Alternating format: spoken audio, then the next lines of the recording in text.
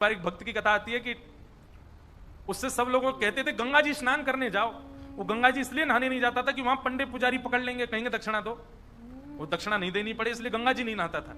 पत्नी ने एक दिन कहा मैं भोजन नहीं बनाऊंगी और मैं मायके चली जाऊंगी अगर आप गंगा स्नान करके नहीं आए तो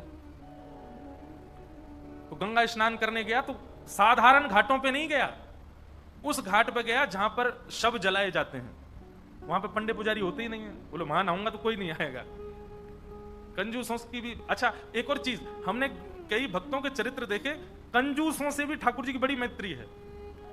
दान पुण्य करने वाले तो ठाकुर जी के हैं ही, लेकिन जो कंजूस होते हैं ना ठाकुर जी उनका भी पीछे छोड़ते नहीं है, कैसे ना कैसे भी करके उनका पैसा निकलवाते ही हैं। ये किसी अन्य भक्त की कथा है कि वो फिर मरघटा में गया, शमशान के घाट पर जाकर के जैसे ही डुबकी लगाई और डुबकी निकाल लगा के बाहर आया तो ब्राह्मण का वेश धारण करके ठाकुर जी आ गए। आइए आइए यजमान जय हो, बड़े दिनान में देखो। बोले तुम यहां भी आ गए? बोले हम तो सब जगह रहते हैं। लाओ लाओ भैया, आज हमारी सुबह से किसी ने तिलक बिलक नहीं किया, लाओ चलो कुछ दक्षिणा दो। वो कथा बड़ी लंबी है, बड़ी प्रसिद्ध भी है।